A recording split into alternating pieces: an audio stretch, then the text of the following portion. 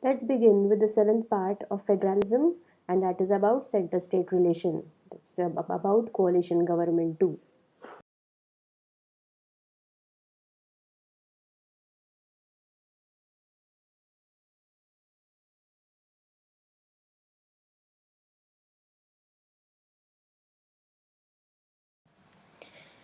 Let's begin with our next part. On the previous slides, in the previous part, we saw about the language policy, how language policy was framed, how the states were divided based upon their linguistic lines. Now we are going to see how the center-state relations are built. Okay, so restructuring the center and state relation. How were the changes brought about in the center-state relation? All right. So restructuring the center-state relation is one more way in which federalism has been strengthened in practice. How the constitutional arrangements for sharing power work in reality depends to a large extent on how the ruling parties and the leaders follow these arrangements. For a long time, same party ruled both at the center and in most of the states. This meant that the state government did not exercise their right as autonomous federal units. So, as at the center and at the state, same party was ruling, so there was no opposition from the state government to the central government. So, whatever was imposed by the central government was accepted by the state government, as it was the same party, same they had the same agenda and they also had the same goal. All right.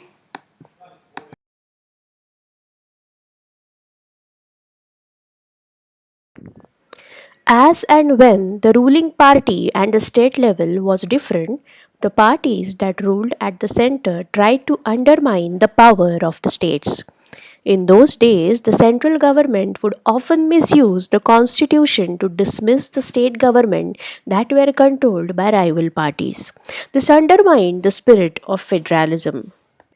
Let me give an example. This is an image from your textbook. It is about the Congress party which came to power in 1980, and this party was led by Indira Gandhi. It underwent vast erosion of liberal values and the willingness of the new leader to work within old institutional restraints. Once these restraints were removed, intolerance of opposition parties and of dissent within the party grew. Systematic efforts were made to destabilize duly elected non Congress state governments. The central government in 1980s was deeply suspicious even of chief ministers of their own party in the states and sometimes replaced them with persons of their own choice. I'm talking about the prime minister, then prime minister, who would replace the persons with the people of her own choice. Several state government controlled by Congress and non-Congress parties were virtually toppled by the then Prime Minister Indira Gandhi. Also, through the early 1980s, federal pulls manifested in regional movements like in Assam and Punjab, which were dealt with centrist attitude. The Union government waited for the agitation to play themselves out, paying little heed to the popular support they received. That is, they did not pay any attention to the agitations which were going on. When the attempts to divide these movements failed, the center acted with heavy hand in both the cases, thus further alienating the agitating people.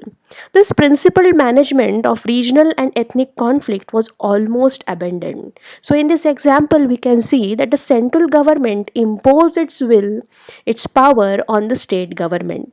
No matter the state government can be non-Congress or Congress, if it is not in sync, if it is not acting in accord with the central government, people, the chief ministers from these states were removed, and those ministers who actually approved of what central government was saying were immediately posted on these positions. So over here we see that the federalism, it is undermined the spirit of federalism through this particular example. This political culture that evolved during Indira Gandhi regime did not change after her. Center-state relation deteriorated furthermore with the passing of the 64th Constitutional Amendment Bill in 1989. At the same time, because its objective was not to foster Panchayati Raj but to undermine the state.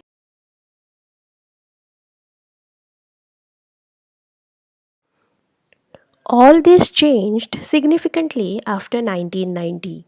This period saw the rise of regional political parties in many states of the country. This was also beginning of the era of the coalition government at the center. Since no single party got a clear majority in the Lok Sabha, the major national parties had to enter into an alliance with many parties, including several regional parties, to form a government at the center. Now, the federal process saw various institutions play more active role. The Supreme Court was always active as the final arbiter of constitutional laws, but the President of India and the Election Commission have also become more watchful to ensure that the rules in their respective constitutional jurisdictions are respected by the political parties and leaders and the administrative authorities. Also, with experience in office, state leaders gain confidence in their ability to manage affairs. Government in the states they have acquired their own sense of identity with the resulting desire to act on their own accord. Opposition parties have become more firmer on their feet and more assertive in their ways, often capturing state governments who fail to complete their duties. The extension of federalism and of democracy has given state considerable power.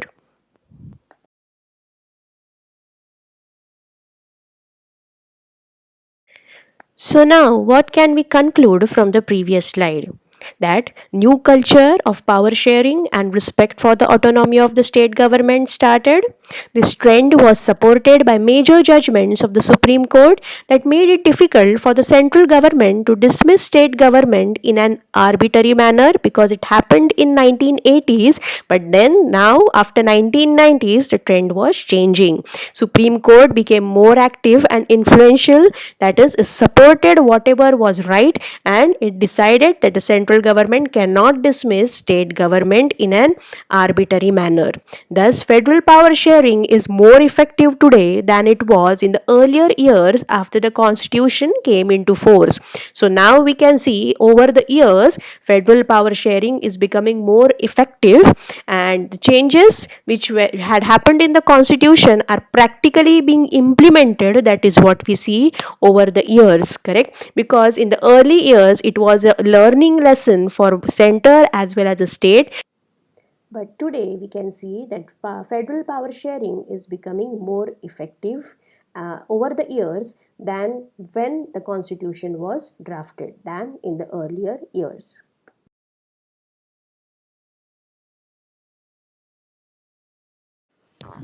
On the previous slide, we have discussed about the formation of the coalition government and how it is good in federalism that power is shared among the state and the center.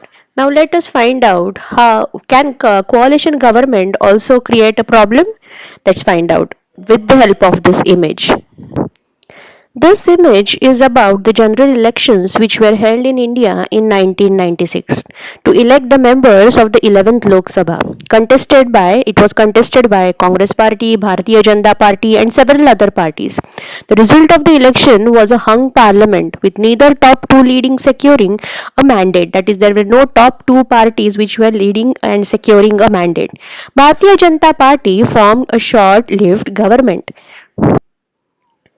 Then the Indian President Shankar Dayal Sharma had invited Atal Bihari Vajpayee as the leader of the BJP formed government. Sworn in on 15th May, the new Prime Minister was given 2 weeks to prove majority support in the Parliament. In the weeks leading up to the first confidence vote on 31st May, BJP attempted to build a coalition by moderating positions to garner support from regional and Muslim parties. However, sectarian issues and fear of certain nationalist policies of the BJP hampered efforts.